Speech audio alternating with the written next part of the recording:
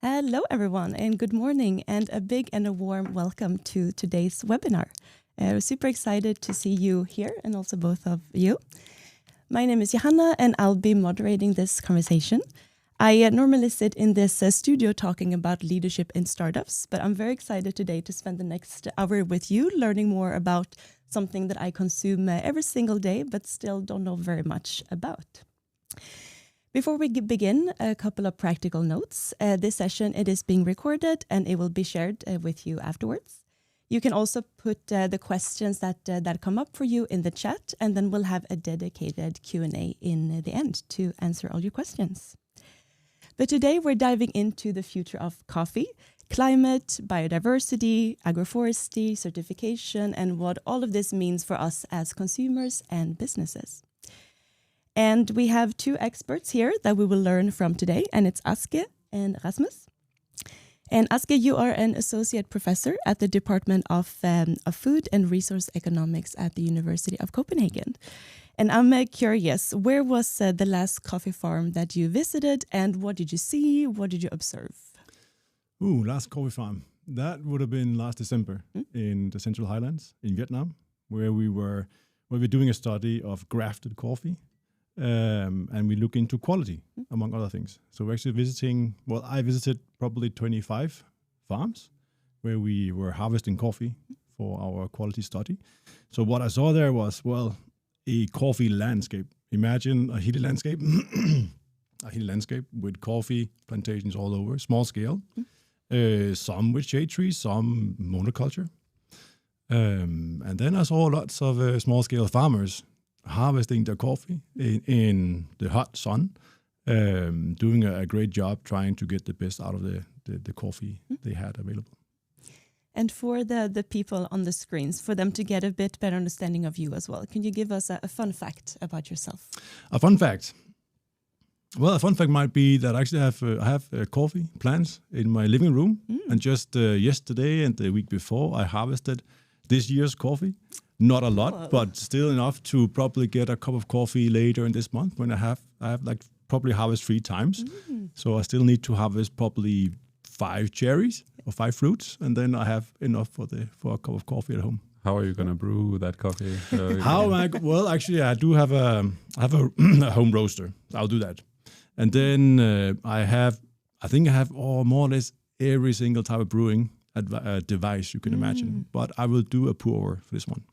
Love it. So I can really taste the fine note, right? Yeah. A good fun fact, very on brand for today's conversation Yeah, as well. thanks. And Rasmus, you're the co-founder of ÖNSK Coffee, and you are working hands-on with coffee cooperatives and producers, sustainability frameworks, and forest-grown coffee. So what is the newest project that you have been working on with the coffee cooperative? One of the latest projects we've been working on has been planting shade trees across both Nicaragua and Peru, and we have also a bit of a little spin-off project. We're still planting, but the spin-off project is revolving more around composting. So we are creating for a cooperative a centralized compost with worms that are digesting this compost into a nutrient-rich soil that they can apply to their coffee plants, but centralizing it in one place instead of having just small productions out on the farms. So that's one of the most recent projects we're working on. Very cool. I just noted it down because I'm going to ask you later for this composting. Not today, but later on. Maybe we'll get back to that later. Nice. We'll see. All right. And same question for you. A fun fact for the people to get to know you a bit better.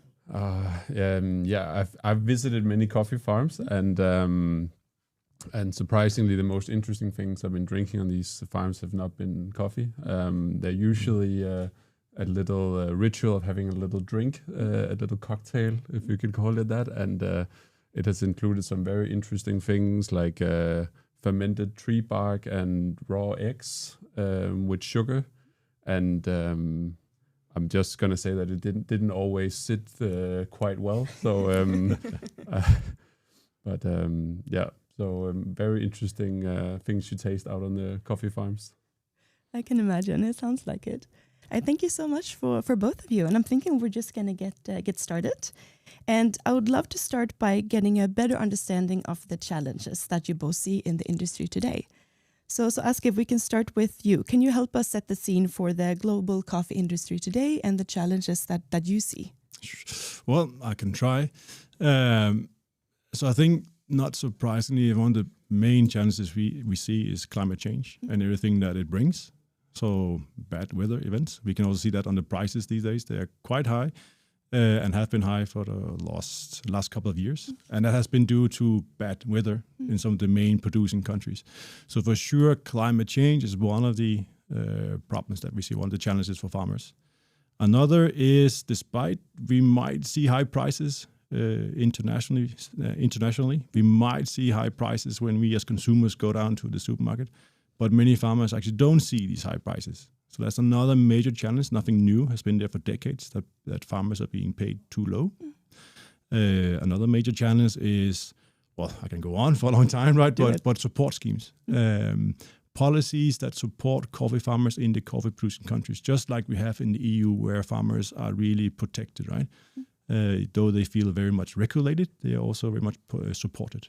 And it's very much the opposite we see among most coffee farmers around the world, that they're not supported. They're also probably less regulated, but that combined with the prices, combined with the challenges of climate, creates rough seas for farmers.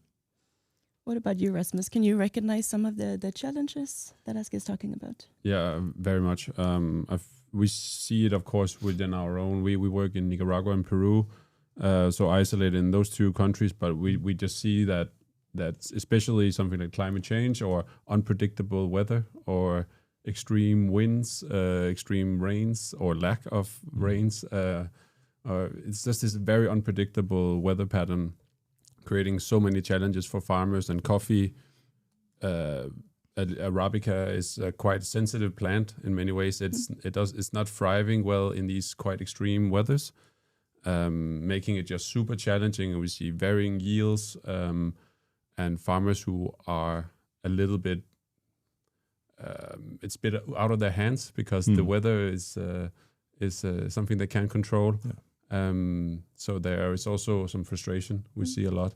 And I remember visiting a cooperative once where it was extremely dry and it was supposed to be the rainy season in Nicaragua. And I remember we were sitting talking afterwards, having lunch, and the president of the co-op said, "I'm really sorry that the photos you have taken is not that great because everything looks like a desert almost."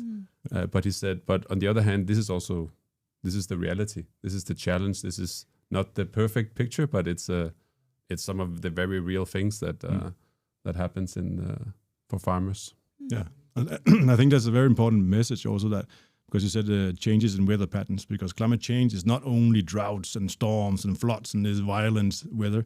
It's also simple changes. When does it rain? Does it rain too much for too long or too short time? And that actually creates a lot of problems for the plant, for the crop itself. So it might not devastate the plant or the plantation, but it creates problems for flowering, for fruiting, and for the production. Yeah, and then the price fluctuations is we've just seen in the global market, and I think everyone drinking coffee has heard about it or felt it, that coffee is getting more expensive. And it for producers and cooperatives and buyers like us, it is creating a lot of difficulty because we have to find a model for pricing, and all of a sudden the whole market prices change and the dynamics in the market.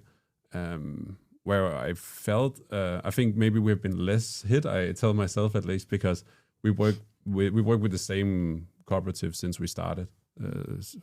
And there is another sort of connection that we have, maybe a very well-built trust. But I've seen also both buyers and farmers default on their contracts because there was a price opportunity.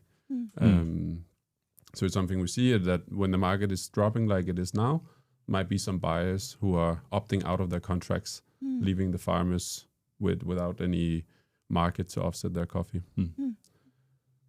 So yeah. And these challenges, is it something that kind of moves fast, or how quickly has it been in the last couple of years, these challenges that you talked about now? Well, some challenges have been there for a long time, like low prices, lack of support schemes. Other challenges like climate has increased for sure. So bad weather has always been there in the coffee area, in the coffee sector. All the way, back in the 70s, we had frost in Brazil once in a while, and that you could see in the prices very fast. But now we have more droughts, and then we have a frost, then we have more droughts, then we have droughts in several countries at the same time. Not every year, but every probably second year, right? That's also what we've seen for the last 5 years. I don't think I recall a single year where there hasn't been an incident, either in Brazil or in Vietnam, the two biggest countries. So the frequency of bad weather has definitely increased, and that's climate change. Yeah, and it creates speculation in the market as well. Is what does the weather look like in Brazil is a big driving factor of the market prices. Yeah. And it becomes very speculative in some way, that there's this fear of that we're gonna have a shortage of coffee, that might be very real fear of a shortage of coffee with the ever-growing demand for coffee worldwide, but also a restricted area of regions to produce coffee. That we can't grow it here in Denmark, where we're sitting now. It's just it's not possible. So we're sort of restricted to the coffee belt, and yet more and more people want to drink coffee. So what do you expect or assume for us as consumers? Like, what are some consequences of this? Like, we talked about prices, for example, but does it mean that there might be a future where we're not going to have access to coffee?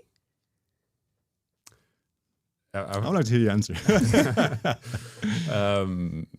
No, I don't think so. But I think also consumers are changing their patterns. Like, that's what I'm seeing as well. I mean, we're seeing a willingness to pay more for coffee and to choose coffee that does have at least a stance or has an opinion on these things. And for us, we work mostly in the segment of businesses or office coffee, which is can sound a little boring maybe, but it's actually where a lot of coffee is consumed. And we've definitely seen the 10 years we've been working, there's been a massive change in the willingness to pay. So the biggest companies are willing to actually, both I think for quality, that coffee has become important, that it's not, we can't just pay our employees off with bad coffee. They require something better. But I think also there is an ESG agenda of wanting to take an stance and say, we choose organic coffee, or we choose certified coffee, or we have coffee directly from Nicaragua, or so we've definitely felt that change since we started ØNSK.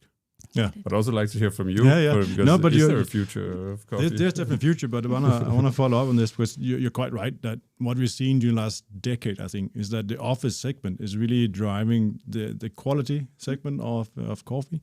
People want to have an ESG or an SDG coffee, right, at the office. So Sustainable Development Goal, a coffee that can support all that. So when you're sitting in your meeting, right, you can serve a coffee and say, hey, this is good for biodiversity, for people, for farmers, for the planet. So we've really seen a change in the office segments during the last decade or so. And that's driving this quality segment, and it's driving higher prices in that segment. But it's also relatively a small segment globally. And it's not offices around the world, it's mainly in Europe and in North America and perhaps Japan, we see that development.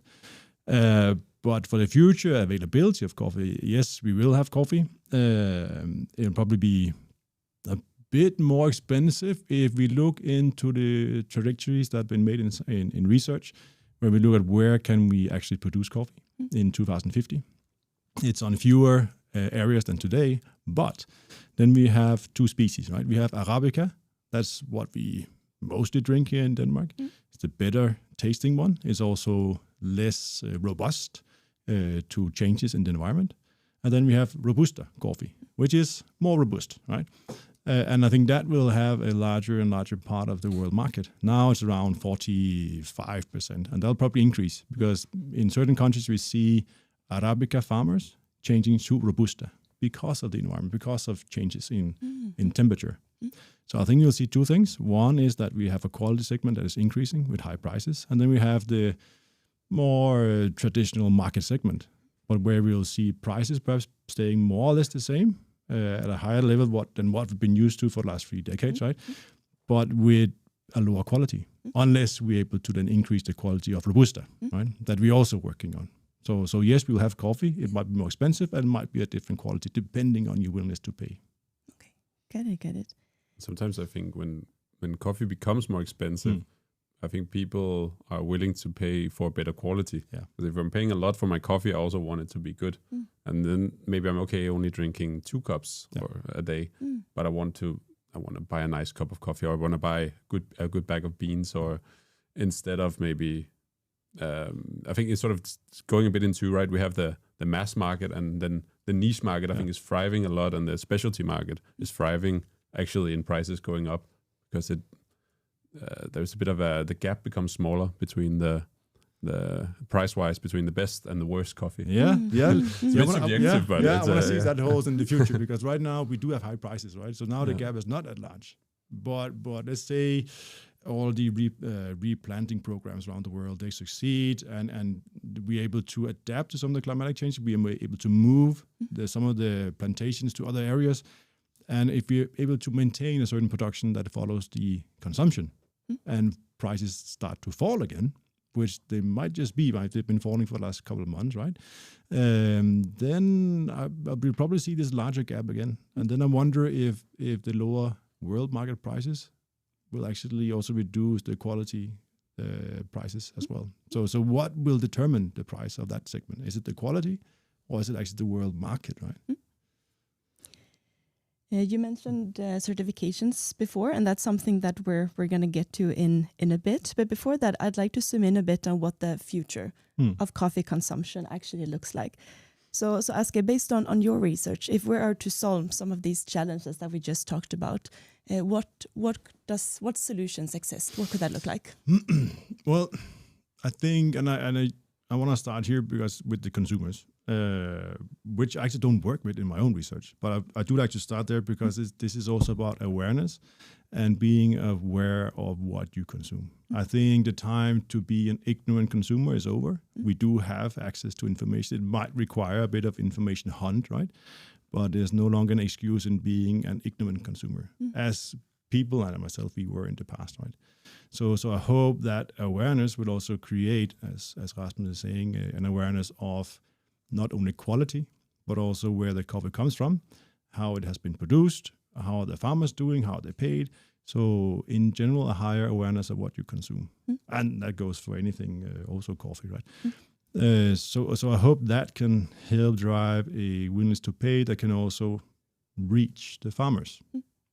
And what I do see as a solution is making sure farmers get access to prices. Prices that can support their livelihoods, prices that can support the investments in the farms. One of the reasons we see bad weather, climate change hitting the area so hard right now is because farmers have not been able to, they haven't been able to afford to invest in better quality seeds, planting material, practices, getting access to information and training, etc., etc. So all this is tied together, right? So market what consumers and companies and offices are willing to pay, right? Understanding how they can pay for coffee where you do have, as a coffee farmer, access to not only a good price, but also some of these benefits that go along with it, such as access to training, etc. That's important for let's say, maintaining both an interest among farmers in maintaining their coffee farms in the future, but also actually having a viable and well, sustainable is a big word, right? But kind of a viable business. What about you, Rasmus? What solutions do you see existing to some of the challenges that we previously talked about? I think it's some good points. There's also consumers play a massive role in it, but looking more into a farm level, I believe very much we need to build climate resilience on the coffee farms. So help the producers make systems that can stand against some of this unpredictable weather and climate, because it's not sustainable on the long term having a coffee farm with the yields varying yearly and the income varying every year because of unpredictable weather. And it's not going to encourage also a generational transition in the coffee industry if it's going to be a very, very uncertain job to be in, owning coffee farms or even working in coffee farms because of such unpredictable both pricing and production. So I think we need to start where the coffee is grown. And I think for us, it comes with some dilemmas, right? Because we can see a lot of research on systems for climate resilience and agroforestry, and but actually bringing it out into the fields is a whole other challenge, because it can also feel a bit strange coming as the buyer from the global north and telling, now I have found out how you should grow your coffee now. I've solved the problem for you. You should just grow it like this. Speaking with family farmers who have grown coffee for generations, coming and insisting on them changing their ways because of a problem that we have created by our consumption and demand, ever-growing demand for coffee.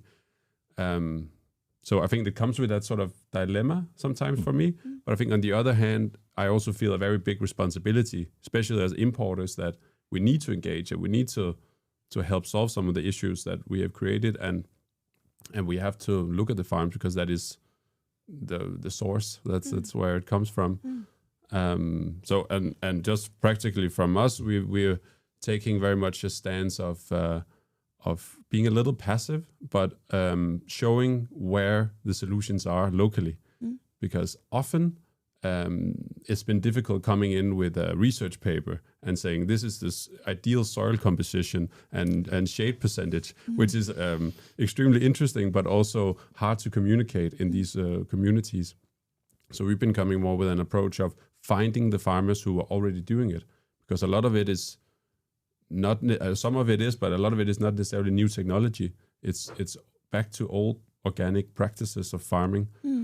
So pointing to a farmer who's already doing it, maybe we can see he has a 30% increase, higher yield than the country average, or he has access to market because his quality is better, or they're able to support their family because they have a higher income from, if it's additional crops or just higher production of coffee, and then sort of pointing their attention to these people locally and having them demonstrate. And then we're ready there to say, okay, we want to finance these projects like we're doing with the project in Nicaragua right now with the worm culture composting. It's actually thrived or spanned from a visit to an organic producer who was doing exactly that.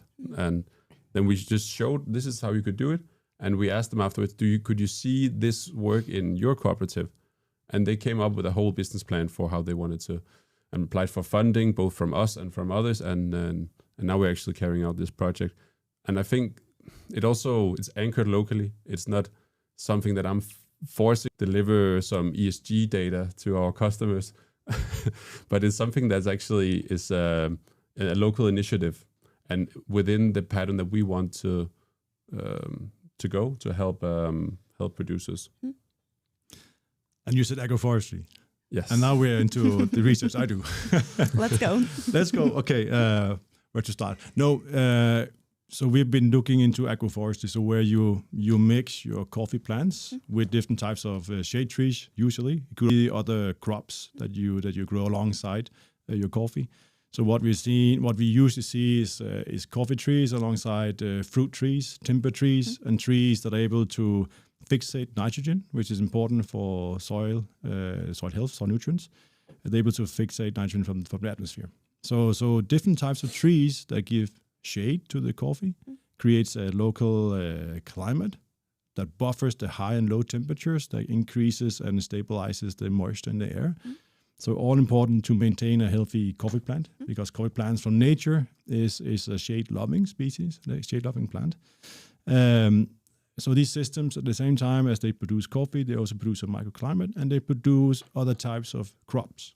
So they help diversify the farmer's livelihood. So they can sell their coffee, but they also can sell timber sometimes, or fruits or whatnot, or for subsistence. And we've seen for many years that agroforestry is plenty of studies that show that if you do it right, you can maintain a certain productivity of coffee. You have a better climate. You can have a system that is more resilient to climatic changes and patterns that we talked about before. And you have other types of products that you can also sell, right? So it should be good for the farmer, it should be good for the coffee, it should be good for society. You have also carbon built up in the trees, etc. So good, right? But for some reason, we see quite many farmers not doing agroforestry. And actually, if you look back to the 19th toward like 5-6 years ago, where I saw the last assessment of how much coffee is under agroforestry, then actually it's gone down during that period. So somehow there's still policies towards having monocrops, so coffee alone, intensive management, if it's possible. Now I think we're starting to see a change again.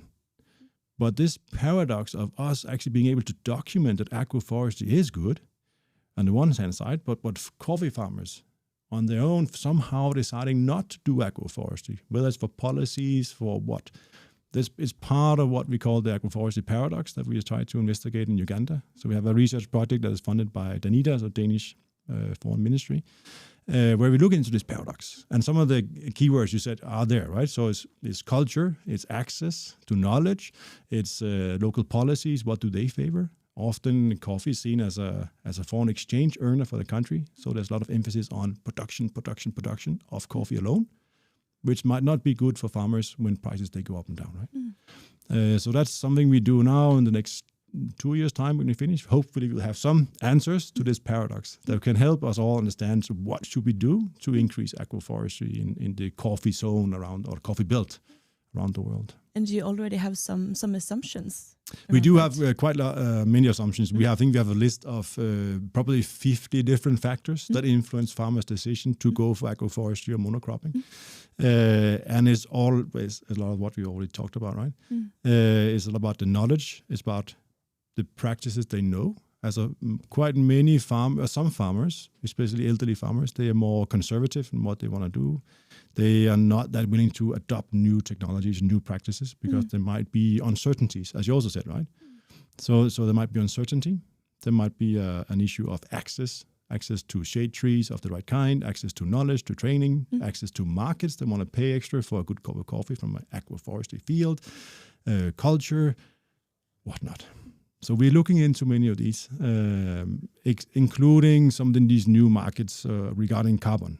Because you also talked about incentives, and I think that's quite important that farmers have an incentive that can help them overcome the investment of going from monocrop to agroforestry, because there is a cost, and also an investment to, the carbon market to. Well, so what we're looking into is, can the carbon market in these very small scale coffee farmers that we're working with, can help to kind of overcome that first investment. It will never be part of a coffee farmer's livelihood to sell carbon, to sell climate credit, right? Never. But it might just help them overcome this first burden when they have to buy the shade trees, they have to reorient their practices. So these are some of the many items we look into. We've been part of projects like that where the trees also serve the purpose of creating carbon credits.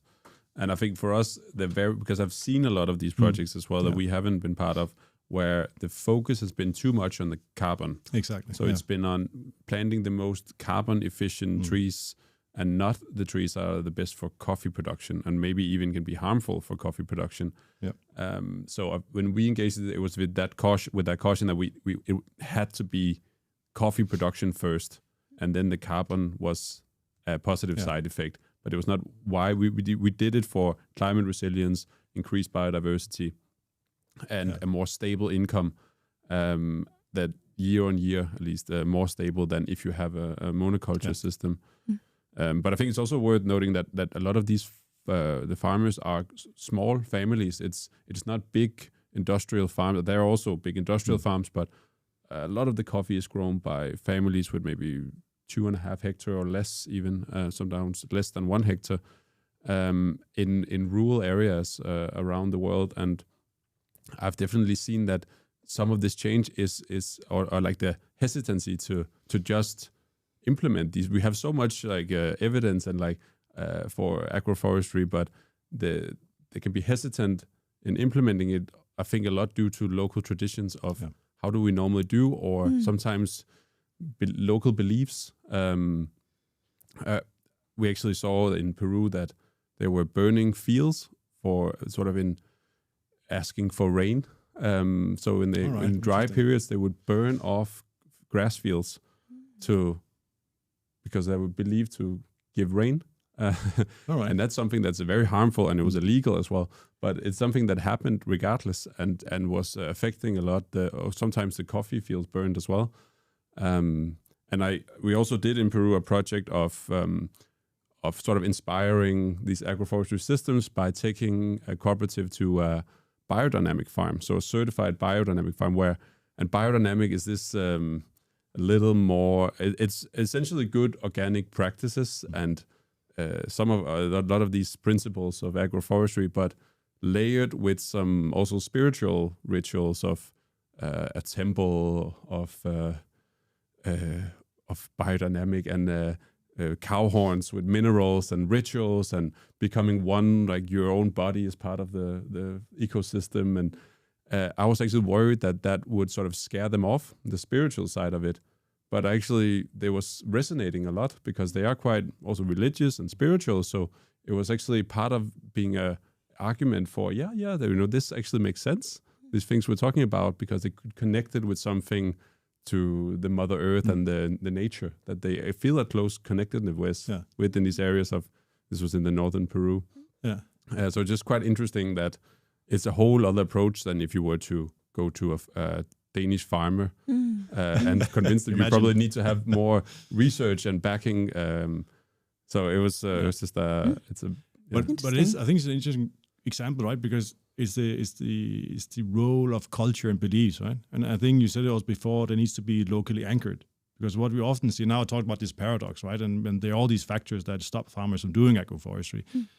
But we should also be careful not to forget that the production is locally anchored in a tradition, in culture, in beliefs, right? And perhaps there are good reasons why they don't go on their own into agroforestry for very good reasons, right? So we should also be quite open and understand that we need to approach the farmers on their terms, right? So we have part of the solution, but we don't have the full solution, and that has to be done together with the farmers, right? And I think that's a very good example, right? Sometimes we have to go out of our comfort zone a little bit to understand the local context. Absolutely. And I just want to make a quick reminder that if anyone is sitting with any questions, please remember that you can just put them in the chat, and then we'll get to them towards the end as well. But I'm also curious here. So in a perfect world, what would the ideal setup look like for a sustainable global coffee system? Very small, easy question. I think now we talk about the environment, we talk about prices, and I think both are quite important. I mean, definitely prices to farmers that can help them secure a decent livelihood. Now there's quite a lot of emphasis on what we call the living income.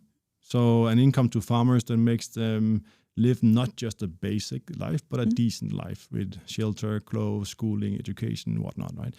And it has won some attention also in industry.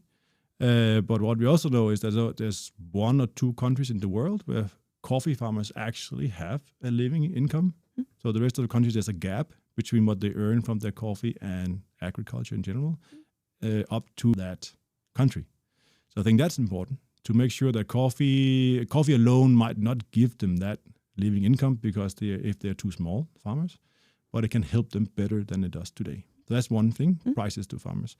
Another thing is access to knowledge regarding, for example, agroforestry and creating the incentives through prices, but also through availability of resources to do agriculture, to do coffee farming in a way that is resilient towards the changes that we are heading into in terms of climate change, in terms of price shocks. Now oil prices are going up, so fertilizer prices are going up. So having, for example, biodynamic or regenerative coffee farming or agroforestry actually reduce your dependence on fertilizer, or at least on inorganic fertilizer. All these things, these practices where you are closer to nature, so to speak, of how coffee actually in real life wants to be treated, right? In a way where we can still manage it for production, of course. The more we can go in that direction, the more stable and resilient, robust these systems can be, also for the farmers. So I think there's 2 important things: the practices and the prices. What do you say to that, Rasmus? What are your reflections? I agree. I think definitely resonates that we have to start with livelihoods. we can't build all these other systems if the farmers are not making a living, even if it's not sustainable to make a living. So I think it starts there. It starts with looking at living income, looking at transparency in the value chain as well, especially a responsibility of importers that having this data, engaging in collecting that and understanding what it means is the first step. And then I believe that we have a big responsibility to then, besides that, step in and help transition to these systems. And it can look very different. It's not like one size fits all. We just have, but there's a lot of local settings, and we need to find sort of what works in this region or in this area. And engaging in long-term relations has been why we can do that today. It's not something we fix tomorrow. We put $1 million in a project and then we fixed it. It requires time and years, and I think also trust between buyers and producers. And that's also where we see the transitional changes, that the new generation of farmers, for them to stay in coffee, they also, I think, need to have a closer link to the coffee industry. So our side of the industry, whereas farmers has been a little in the dark of what is their coffee actually being used for. And I see new farmers, they are learning how to cup coffee or like professionally taste coffee and understanding their own products. It's something that we also been workshopping with. Like, you need to taste your own coffee and understand, well, you fermented in this way and you had this variety and the weather was like this during the harvest. Well, that actually creates this flavor, and how do we replicate it? And having that methodology that goes beyond the cherry leaving the farm, whereas a lot of maybe of the previous generation, they're leaving their coffee at the farm, or the coffee leaves the farm and then it's kind of out of their hands, and they don't have the coffee culture like we do, so they're a little bit disconnected. But I think the new generation is interested in this, and that's going to be a driving factor and something that will create more value for the farmer, also enabling them to price their coffee differently, because they know the worth of the product. I very much agree that we do see some good changes among the new generation of coffee farmers. When I started 20 years ago in Colombia, we were at the opening of the first quality cafe in Colombia, which creates produce some of the best quality coffee in the world, right? And that has changed a lot. Now there's a lot more emphasis also on quality in the domestic markets of the coffee producing countries, and that helps also farmers understand what they're doing and what they need to do to have a good product. When they understand that, well, they can also perhaps negotiate better if they are in that relationship with buyers where they can negotiate. Not many farmers are that. But you're right. Imagine a Danish pig producer who have never eaten bacon. Right? That's hard to imagine. And it's a little bit the same for coffee farmers around the world. Also cocoa farmers that in many ways resemble coffee production, right? That in many of these producing countries that creates the best coffee and the best cocoa also, there's a lack of understanding the product itself. And often because they might not have been coffee consuming countries, there might have been policies that made the best coffee had to be exported. We've seen that in many countries, still exist in some. So there's been barriers for this development that we now see a lot fewer of. So now we do see a new generation of coffee farmers that come into a different environment in policy, education, understanding the product. And hopefully that can also help this change that we're looking for from the bottom. So it's not only about what we demand up here, but also what is actually coming on its own from the producing countries. Interesting. Thank you for that. Yeah. A fun fact is actually the coffee they drink on the coffee farms, at least the place I've been, especially in Nicaragua, it's this tea-like, I would say it's very thin coffee, so boiled in a pot or something, and then with tons of sugar. And it boiled into it, so it tastes like this sweet coffee tea kind of thing. And they don't really they call it bitter coffee if it's the way we would brew coffee. because they think the palate is a little sweeter. True. They're not used to a bitter drink like we are here. So speaking of consuming coffee, we've talked about challenges now. We've talked about kind of what we expect from or hope from the future. And I'd love to talk a bit more about the consumer and certifications, because at least I know when I walk into a supermarket, I'm picking up my coffee, there are a million different certifications, and I'm actually not really sure what they mean.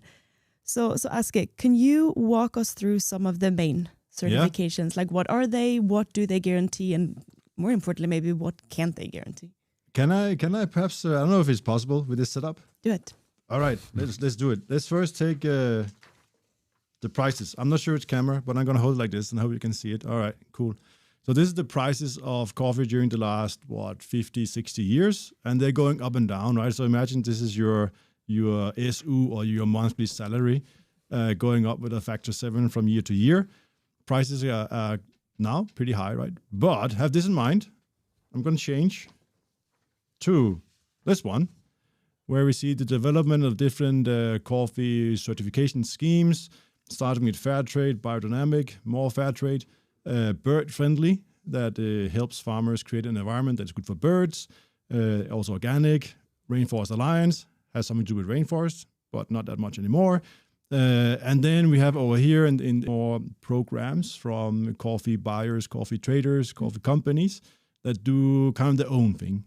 But many of these today are actually doing more or less the same. There are differences. So, of course, fair trade, that is something we know from bananas, cocoa, coffee, whatnot, right? It's about fair trade. People know that, but it's much more. And I'll come back to it. Rainforest Alliance, it's about rainforest, it sounds like it, right? But it's actually a lot more, and it's also changed over time. Organic, we know kind of organic. That's probably more fixed in time in terms of what it is. And then we have bird friendly, which actually couples organic with actually having rainforest trees on your farm, right? Or different types of canopies. So I think that shows nicely the different types, because then we have other types that are kind of in between. We have those that are harvested by women. We don't see that much in Denmark, but in other places that's an important label, harvested by women, in women empowerment.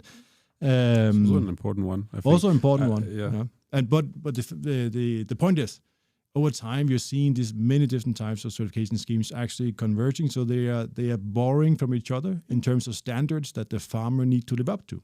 So now fair trade is also about the environment. Yeah. Rainforest Alliance is less about rainforest and more about the practices. And you don't need forest on your farm if you are group certified, then as long as you have some trees somewhere in that group, right? So we've seen we've seen some mergers also, but we've seen a conversion in terms of what these certification schemes want to achieve. Right? Yeah. And I understand why consumers are confused. Yeah. But back to my first point, there is a lot of information. And and there's a rule: if you as a consumer cannot find information about how your coffee is produced, well, probably it's not a good story, right? So buy something else where you're actually able to see what is going on in the supply chain that you are supporting through your purchase. So a little job for the consumers out there. But, yeah, absolutely. How do you work with certifications? We've always had a bit of at least had them a little bit out in stretched arms, or you can say that in English, but it's important to validate claims, I think, because we also need, as consumers, that it's not just the word of the manufacturer that says this is good, this is doing good. We need something as well that is validated and audited. But I think there is also, it's also naive to say that some of these certifications will solve all the problems, and some of them are overlapping, but they also have different focuses, and I think some of them can be a little misleading because they claim a lot, but maybe the reality is not always as perfect, and we're still seeing some of the structural issues in the supply chain regarding that these certifications exist. So in ØNSK, we work with it that we have found what we think is the right ones so that apply for what we do, and then we are also restricted that we will not work with everything. And we have organic as our baseline, and that's all our coffee is organic because we think that's the foundation to build some of these agroforestry systems and build a sort of a long-term sustainable supply chain is based on organic. But it's also, organic is very restrictive. It sort of says what you cannot do. And then we work with bird-friendly as the new thing. We have certified as the first bird-friendly roaster and importer in Denmark. And for us, bird-friendly it is a top-off to organic, but it's more proactive. So instead of saying what you cannot do, it's more focusing on what you have to do or what you should do. So canopy cover, soil cover, and diversity in tree species and habitat for birds, which where the name comes from. So I think that's something that makes sense for us. But I do think that there is an issue that all these certifications have come with a cost, and they will cost more. If you want a certified coffee, it should cost more than the non-certified coffee. And the producers, the cooperatives who certify organic, for example, they pay a cost. They have a big administrative load and paperwork and certification fees, etc. But what we just see is that buyers are sometimes choosing to say, it's fine for us to know that it's produced organic, but we don't want to buy it with the certification. We don't want to pay the premium of organic because it's easier and it's a bit cheaper. But we can still say maybe it's grown with organic practices. But the consumers are still paying the price of having the certifications. So I see a lot of cooperatives not able to sell their coffee as organic, certified, but it's produced organic. Yeah, it's a great point, because I think the latest data also shows that only around half to 2/3 of certified coffee, certified according to whatever program, is sold as certified with some kind of premium. And the rest, almost half, is sold as conventional coffee with no premium.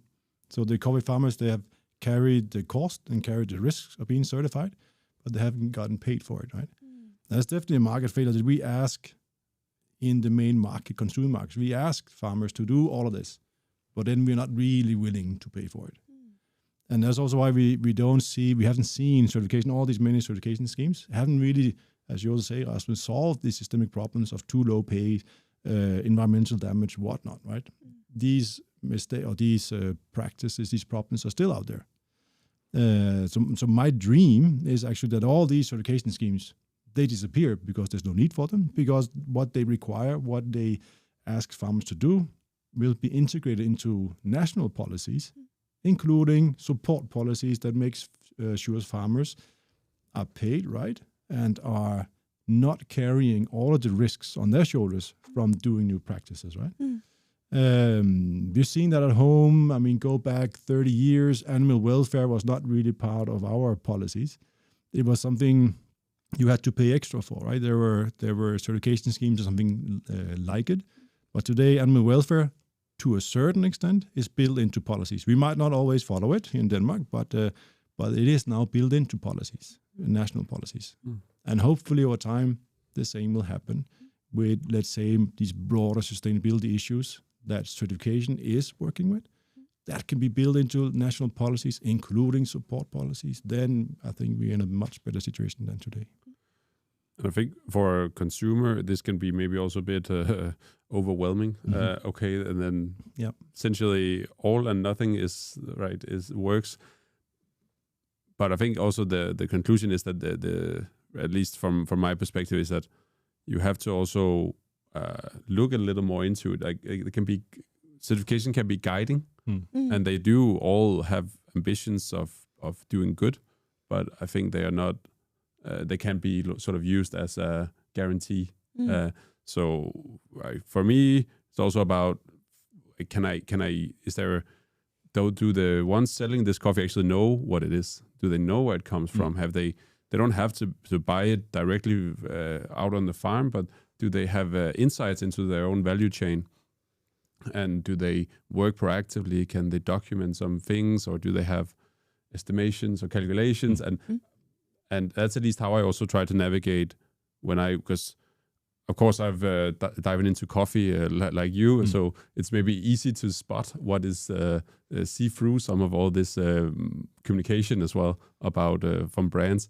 But when I'm looking at cacao, I'm sometimes struggling because I don't have the same insight into the chocolate supply chain. So for me, then certification can be guiding. Okay, then I at least know that there is something, but I also have very clear knowledge that there is limitations to certifications.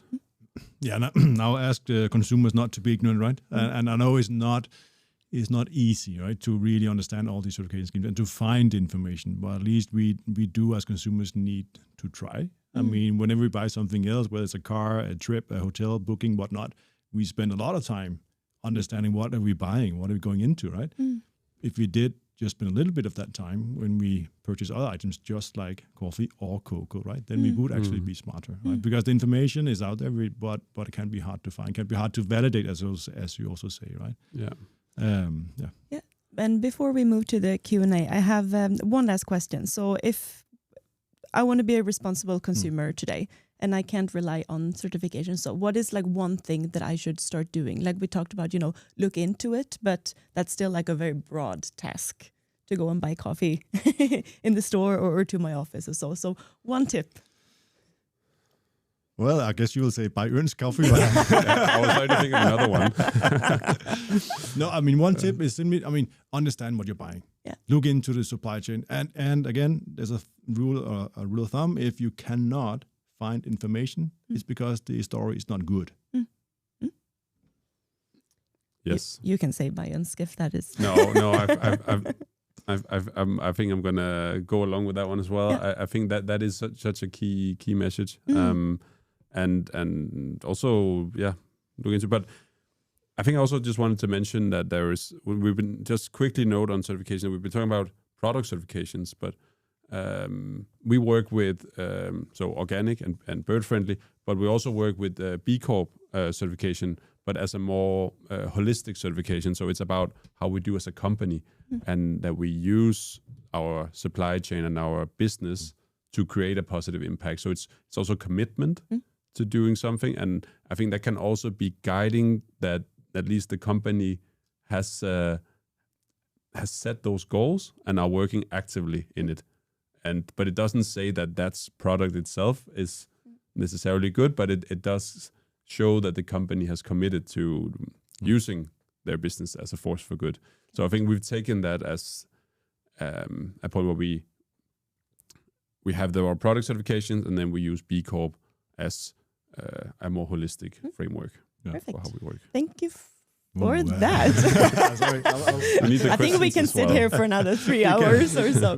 But I'd love to give the people on the screen an opportunity to ask you some questions. So we have one here directed to Aske, and that is from what you have seen, how do farmers approach agroforestry in the different continents of the coffee belt? Is it all kind of the same, or do you see different approaches or systems? So, good question. I think I'll take you to 3 continents. I started in Colombia, where the farmers we were working with, it was a quality study of quality of coffee under shade and sun. And there the farmers were some of the first farmers that were Rainforest Alliance certified, and they had trees on their farm, not because they're certified, because they actually saw the benefits of having trees. So they themselves invested in it. It was kind of the practice in those areas to have trees. And they had quite many different ones, and some farms had quite a lot of shade and a nice environment to walk into. And they had the access to it, they had the knowledge about it. So that's one thing. Then we also work in Vietnam. We have an EU-funded project called Boleo in Vietnam, where we also work with farmers in agroforestry-like settings, but that's much more intensive. Farmers have access to lots of relatively cheap inputs, also fertilizer, pesticides, etc. So they do intensive coffee, intensive pepper, intensive avocado, intensive jackfruit, durian, whatnot, right? It is agroforestry, but it's still intensive and still has risk of harming the local environment, right? And then we can move to Uganda, where we have our Danish-funded project, APCO, on this paradox, right? And there are farmers, they do agroforestry because they need to. They don't have access or they cannot afford to buy pesticides and fertilizer. So they do what they have learned to do through generations, doing organic by default, not because they want to, because that's the choice they have. And they do all sorts of intercropping system with shade, with different types of crops, with trees. They actually mix also cacao with coffee, right? Avocado, even vanilla wines, all sorts of crops also in the lower part of the farms. So they do subsistence and they do cash cropping, right? So that's much more home garden like and smaller plantations. So 3 different contexts, 3 different approaches to agroforestry. Got it. Thank you for that. Do you want to add something to that? I just wanted to say I see the same, that it's very different systems. We just work in 2 countries, so I don't have the same worldwide span. But just in Nicaragua and Peru, we see very different systems. Nicaragua, we see these old systems that has been there for as like trees that are plus 100 years old, and much more of a successional agroforestry, like something that just stays. Whereas in Peru, we tend to see a more rotation in the shade, that they have much more focus on also producing timber as an income, so that they will renovate the shade along the years. So it's looks a bit fresher and newer, and whereas Nicaragua look very rustic. Yeah, I agree. Nicaragua and some of these old style plantations in Nicaragua is really nice to walk into on a hot day, right? You walk into them, like, you just feel the change in climate. Great. Right. And then we had a question to Rasmus, and that is, do you measure the carbon footprint in the coffee chain, whether in Peru or anywhere? Do you count those emissions? Could sustainable methods also be factored in?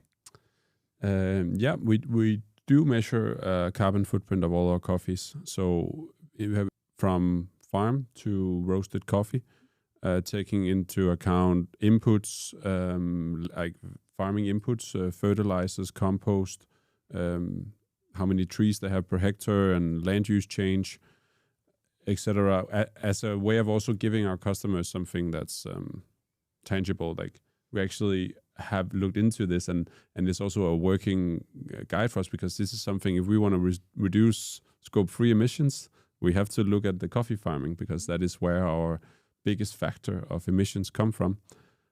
We sometimes see varying that the focus is not always just to lower the footprint, because if, for example, we have a farmer who started doing more composting, but that actually increased his carbon footprint, because compost also emits gases, and so that was, of course, but that's good. It also increases the yield over time, but we are working also to see if we can adapt some new method that can count into this. I think organic goes a long way in reducing the carbon footprint, but there are also factors within our own sphere, such as roasting, transport, where we have still a lot of opportunities to reduce. Got it. We have the next question, that is, shade-grown coffee is in demand in workplaces and cafes. What will it take to push into the mainstream to consumers and large importers? Would ØNSK rather take over Netto or influence CJ practices? It's quite a dilemma.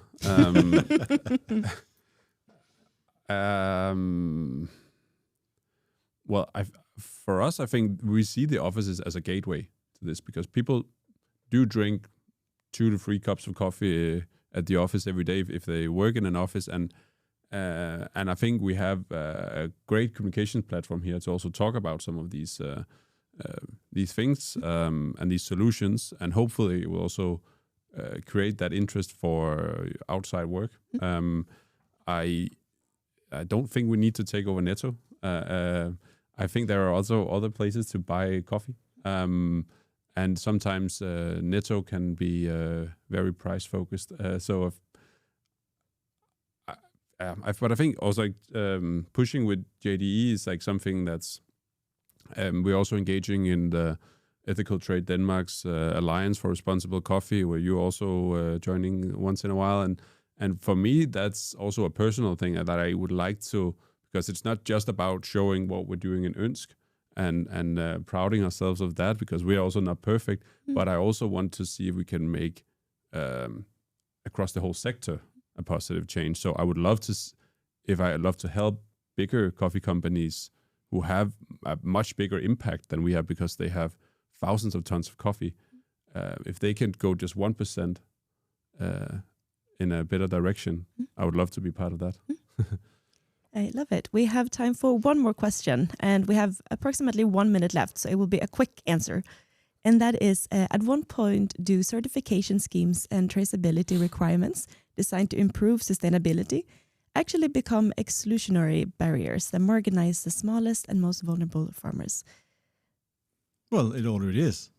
But I mean, for many farmers, they cannot afford to overcome the investments that is required to change practice, to register what you're doing, all this. But certification schemes, many of them have found ways to help farmers by doing group certification schemes. So instead of one farm being audited at a time, you audit a group of farmers, so they share the costs. Fair trade, for that reason, is only working with cooperatives, for example, to lower the cost for the farmers. So that's one way around it. Yeah. I see the issue already now. I think for organic, they are more and more strict on that you need, if you have a little bit bigger farm, then you can't be under the umbrella of cooperative certification. Then you need your own certification. And that is for a lot of farmers not possible. Yeah. If you have 6 hectares to manage your own organic certification with all the paperwork that comes with that. Yeah. So we're just seeing that the EU as well is tightening the regulations, which can be seen as good, that we're restricting, we're making sure that the coffee is also grown organic. But it can also just mean that we're excluding farmers. Yep. And decentivizing organic production. Get it. We are unfortunately out of time. So I want to say thank you so much to both of you and also to everyone attending. And then before we close down, just a quick, brief overview summary of what we talked about today. And that is that climate change is reshaping coffee production. Agroforestry and forest coffee, they are key resilience tools. Certification matters, but they're not perfect. And us as consumers and companies have a real opportunity for impact. So thank you so much to both of you. And thank you for everyone attending. And we'll share the recording with you as well. And thank you, Johanna. Yeah, thank you. Thank you. It's been a pleasure.